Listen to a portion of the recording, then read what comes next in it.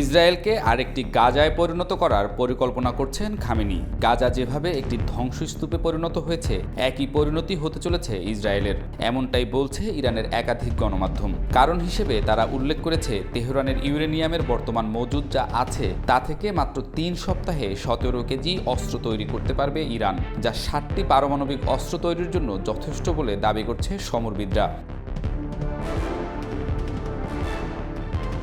ইরানের সশস্ত্র বাহিনীর মুখপাত্র কর্নেল রেজা সাইয়াদ রাষ্ট্রীয় টেলিভিশনে দেওয়া এক বিবৃতিতে জানিয়েছেন, ইসরায়েলের কোনো শহর বাসযোগ্য থাকবে না।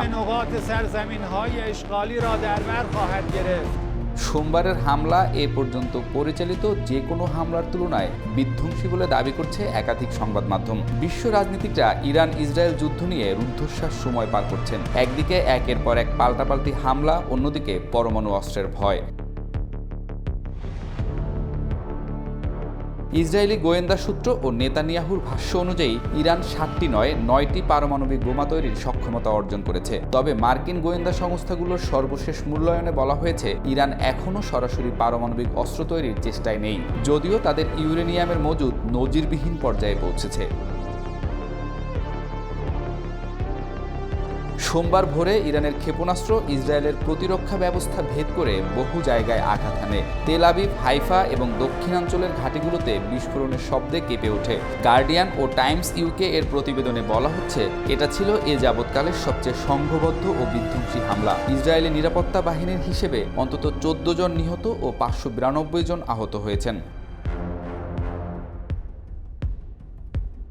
এই হামলার সঙ্গে সঙ্গেই ইরান জানিয়ে দেয়, এটি কেবল শুরু। তাদের পারমাণবিক অস্ত্র তৈরির উপাদান প্রস্তুত রাখার দাবি আন্তর্জাতিক অঙ্গনে বড় ধরনের আলোড়ন সৃষ্টি করেছে। ব্লুমবার্গের সংবাদ বিশ্লেষণে বলা হয়েছে, ইরান রাজনৈতিকভাবে সিদ্ধান্ত নিলে পারমাণবিক অস্ত্র তৈরি সম্ভব।